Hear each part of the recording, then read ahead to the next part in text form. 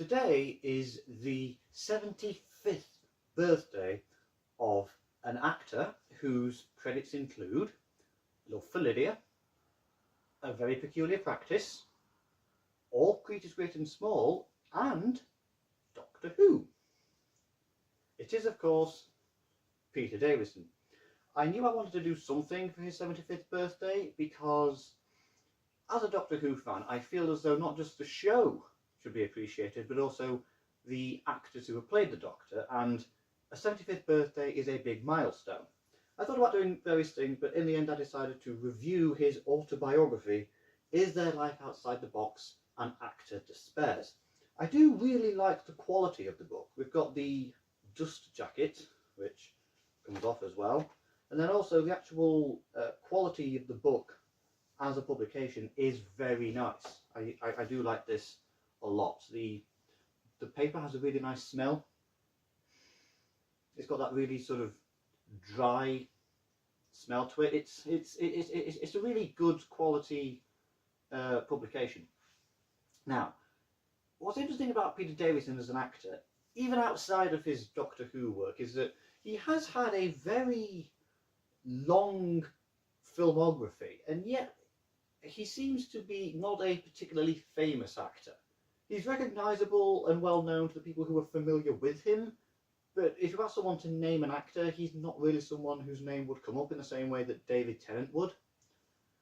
And also, it seems that despite that, he tends to have blended into the background a bit. He's very good at sort of being unnoticed, despite how well ventured he is in television and stage and things. And actually, in Doctor Who, I think, as far as Doctor rankings go, he tends to always come pretty much in the middle as an example of one of the good but not great ones.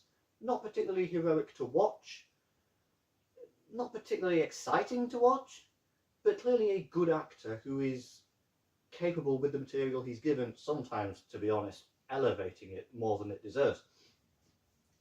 He talks about Doctor Who at some length in the autobiography, but it's not specifically memoirs of his time on Doctor Who. He goes into a lot of things. He talks about All Creatures Great and Small. He talks about doing stage work. He was in Legally Blonde, and a lot of other things. The first commercial he did, his music ventures.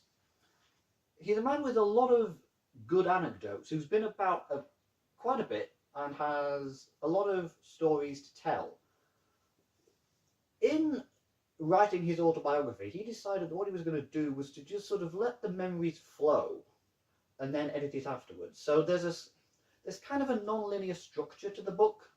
It's all sort of framed around people he's meeting and memories he's being reminded of, and he then goes into that story as part of that chapter. So it has a sort of non-linear structure. Essentially, it's a series of extended flashbacks. And it works pretty much as often as it doesn't, I think. Sometimes it is a little bit distracting, and I thought to myself, okay, you've got the prompt in there for example, talking about how he was doing Toast of London, which is a Matt Berry sitcom, and how he met Matt Berry, who told him something that led him to remember a previous event in his life. And he then goes on to talking about that. And I thought, okay, sure, that's interesting. Why not just go straight to that? Why include the prompt in there? Because I'm sure he's interested in the prompt. A lot of the time, though, I wasn't. And I thought, yeah, I prefer to just get back to the actual story instead of the watershed between each story of, here's how I was reminded of this.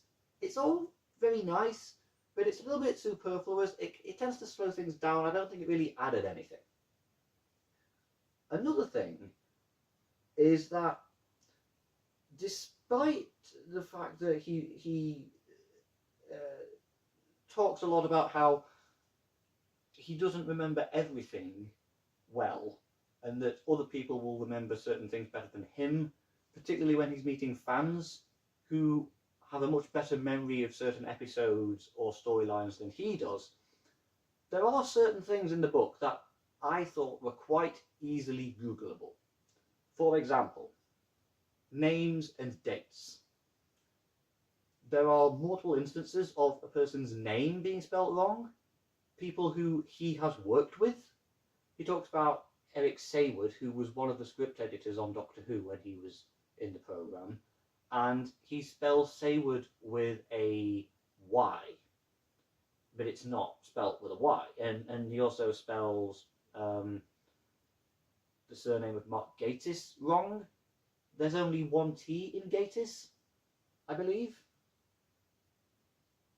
And I'd have thought that you either know these people or you have known them.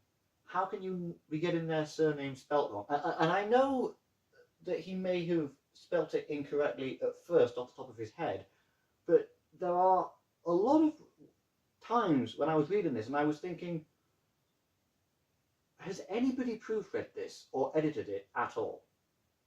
Because there are certain dates, which, and the thing about dates are, they're either correct or they're not. He talks about certain things like Doctor Who being taken off the air in 1987. It was actually 1989. And that's not some niche knowledge. You don't need to read a whole bunch of books to know about that. It's easy to find that information on the internet quite quickly. And also, speaking of which, in terms of the actual quality of the writing, when it comes to the editing, it's like there are a lot of things that people just glossed over or didn't even notice. There are regular instances of grammatical errors that were very easy for me to spot, and sentence structure is another thing that is a problem with it. Some sentences will begin midway through a thought, so that I'm reading that sentence assuming, oh, this is the beginning of a next thought, but it's not. It's midway through the thought, so that as I'm reading it, I'm thinking, oh, wait, hang on.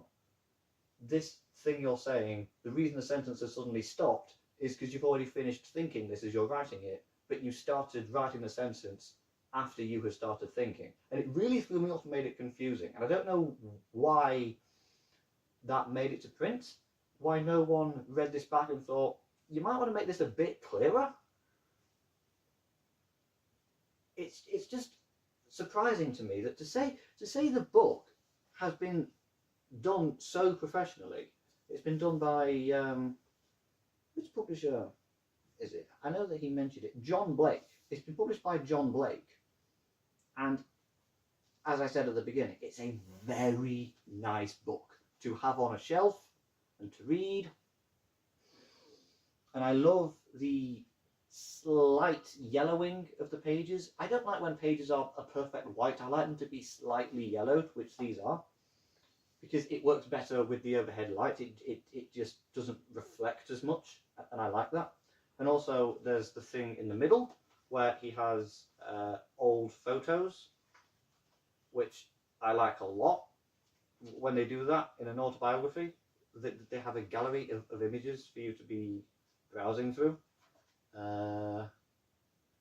many of which will make zero sense out of context, like that. And does he do it again later on? Yes, he does. Yeah. So this is a book that has clearly had a lot of professionalism put into it, in every way except actually reading the copy. And as someone who, and I know this is going to sound like I'm bragging, and like I'm being pretentious, and like I'm being a literary snob. Maybe I am, I don't know. But as someone who has actually proofread a professionally published novel, it was amazing to me just how often there was a blatant error typographically, either with punctuation that was wrong, or a word being missed out, punctuation missing, and it made it very confusing to read, because the whole point of punctuation is that it's a way of making your writing coherent and making the information flow properly so that I know exactly what you're talking about. And that is the biggest weakness with the book, I think, because Peter Davison, he is a good actor. I do think he is a good actor. Stephen Moffat, like 20, 30 years ago, wrote an essay on the internet about why Peter Davison was his favourite Doctor. He said that he was the first one to approach the character as an actual dramatic role. I'm not sure I agree with that. I'm really not sure how much I agree with that. But I've never really understood the hate for him. I think that he tends not to be melodramatic. He's not a variety performer. He's an actual dramatic actor, and I think sometimes it works so well that people tend to think, oh, he's not really giving it much. Actually, no, he is. But he's doing it so well, though, that you can't see the acting happening, which is what good acting looks like. So he's clearly a good actor, and he has a lot of very interesting anecdotes to talk about. I was surprised by how often certain people are mentioned in the book, and the people that he's encountered, and the sort of adventures that he's been on. Things that I never actually knew had happened, which I'd have thought I'd already know about, but that's what I like about reading autobiographies of people who are part of things I'm interested in. I find out new things I didn't know about before. He talks about, for instance, when he went on a tour of the United States with the controller of the BBC and Michael Grade, and then it specifically to promote Doctor Who in America. It wasn't going to a convention, it was a sales pitch to American networks. And I never knew that they did that before. So that's something new that I've learned. So the actual content of the book is something that I found fascinating and highbrow. And I enjoyed learning a lot of those things and also getting his perspective on certain things, like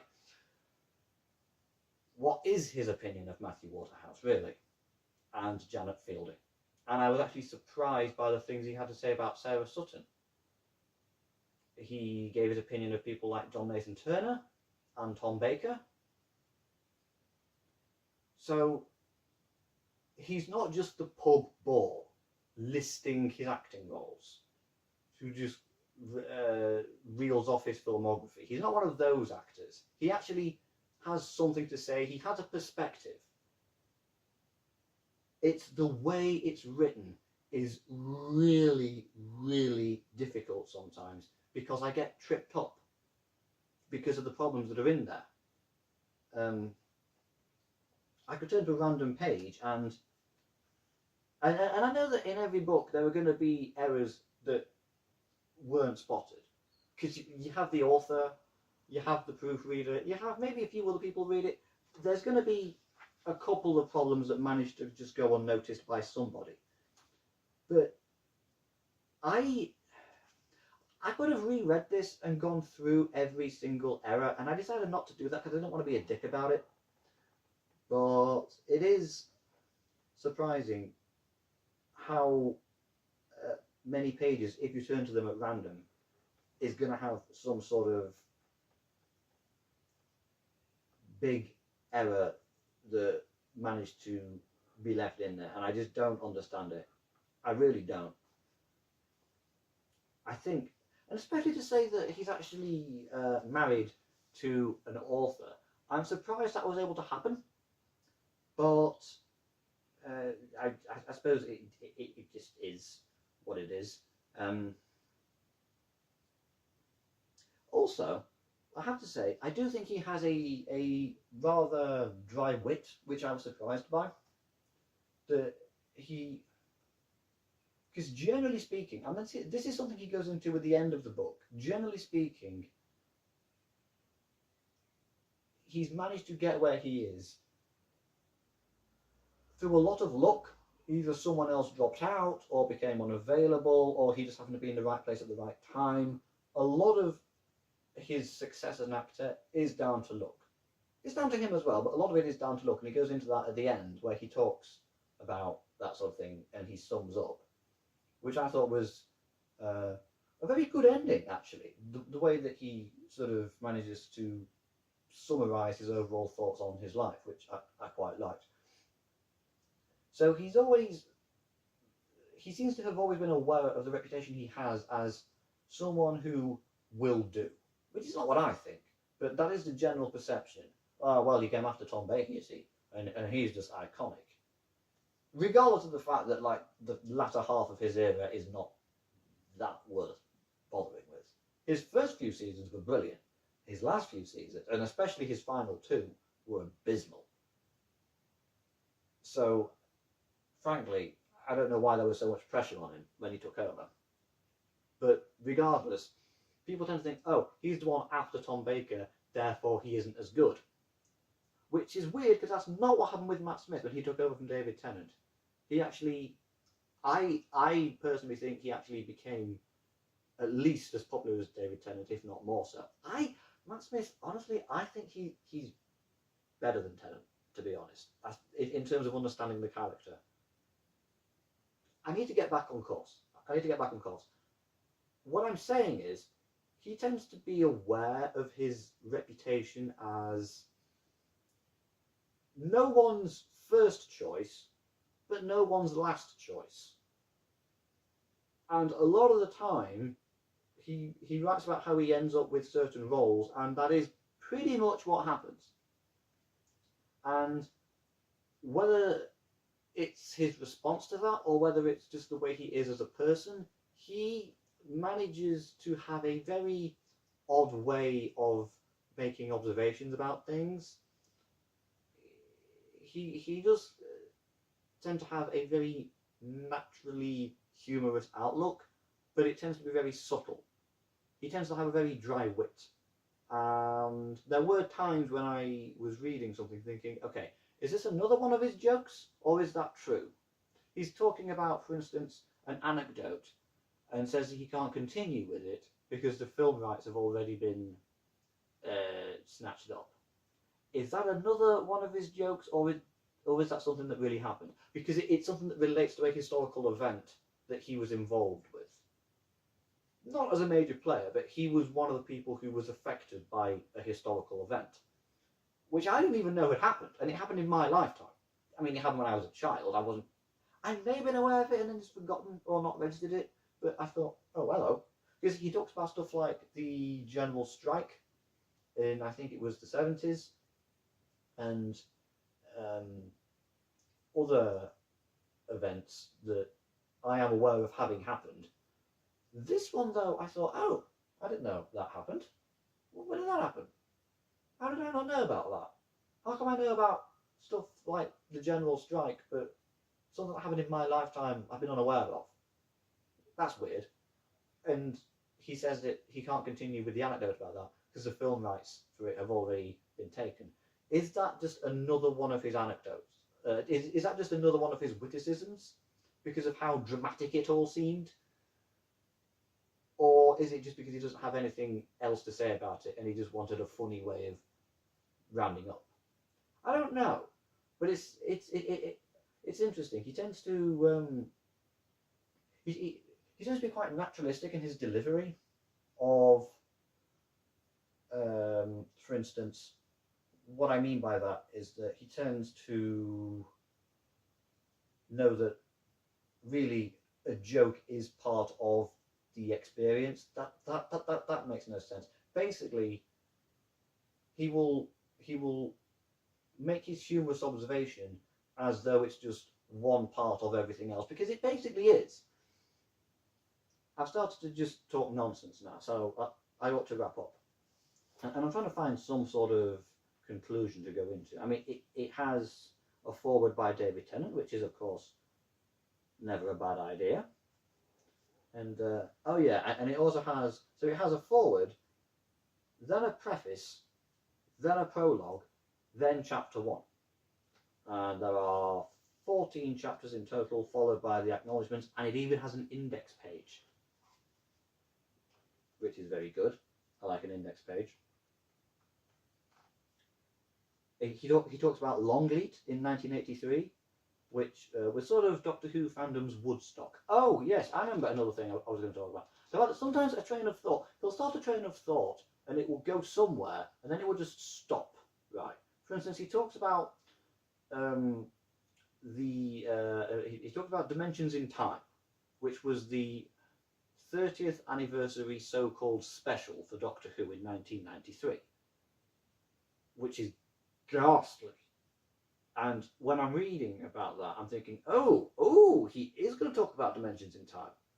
This will be interesting. And so what he does is he starts by sort of talking about the fact that he was involved in it, then says that he's now going to talk about how it came to be, then flashes back to the beginning of the project, and he talks about how, and this is already common knowledge within fandom, that it originated as a direct-to-video film developed by BBC Enterprises.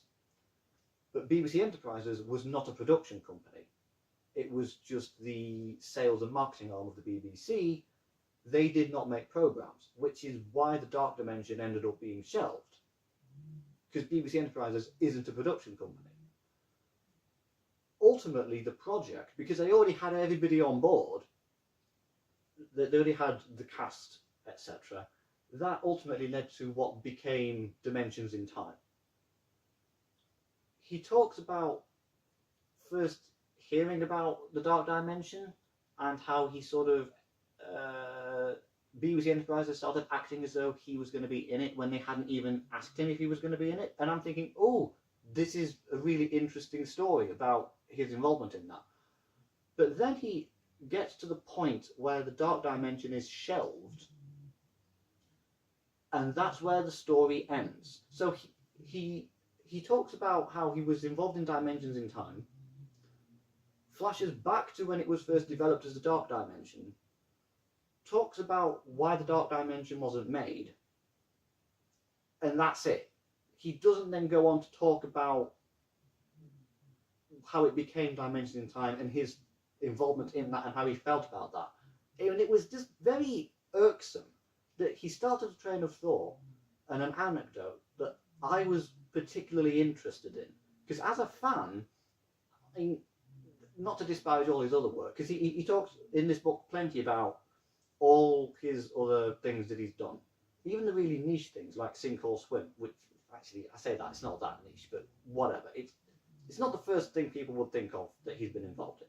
He talks about things like Sink or Swim and his theatre work and composing the theme to Button Moon and sharing an apartment with Dave Clark.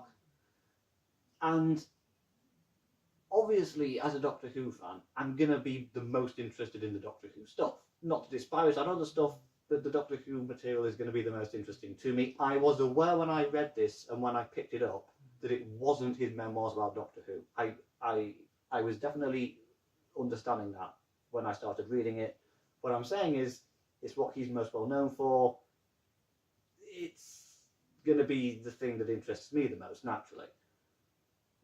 So, as a fan of that in particular, Dimensions in Time has been one of those really infamous things from fandom that is only really spoken about in hushed tones because we don't really like acknowledging that it exists. It's just one of those slightly embarrassing quirks that was for a long time representative of what the show was like. And for years that was actually the latest episode, if you can call it that. And so I'm thinking, okay, now we're getting into the really interesting stuff. But it ends before it really begins. He never actually talks about it. He starts talking about it, mentions like the background, but never gets to the main event. And that really just kind of irritated me.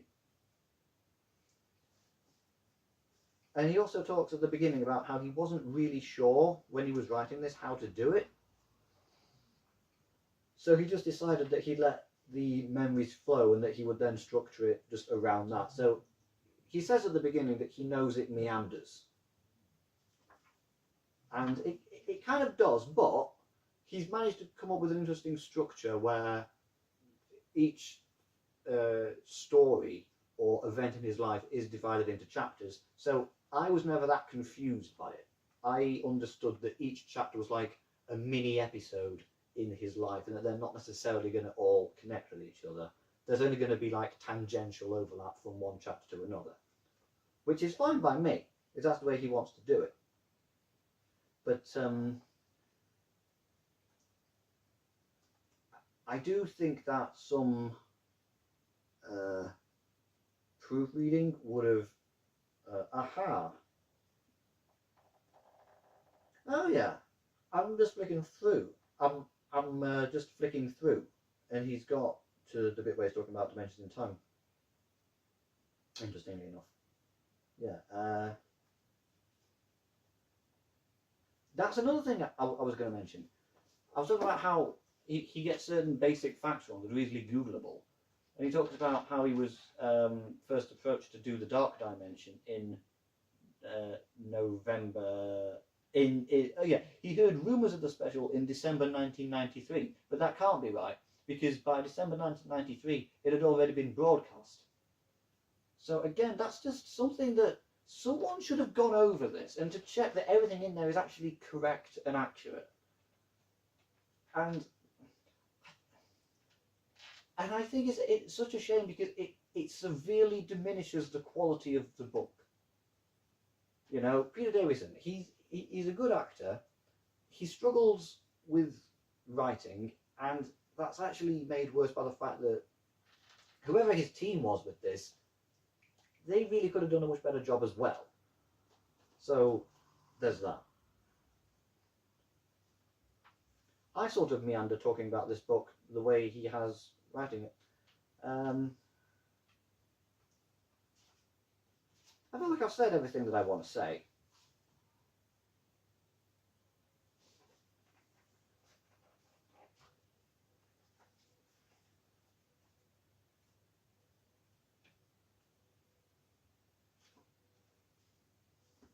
I don't really know how to wrap up now. I do ultimately, in spite of all of the blatant errors, I do still recommend Is There Life Outside the Box? And That's Despairs by Peter Davison. Just be prepared for being tripped up by the way that it's written. But if you're a Doctor Who fan and you like the Fifth Doctor, or even if you just like Peter Davison in general, who knows? Maybe you like All Creatures Great and Small, and that's why you're reading this. He talks about that, I would say, pretty much as much he talks about Doctor Who. Those are the two big things that he talks about the most, because those are the two things that he's most well known for.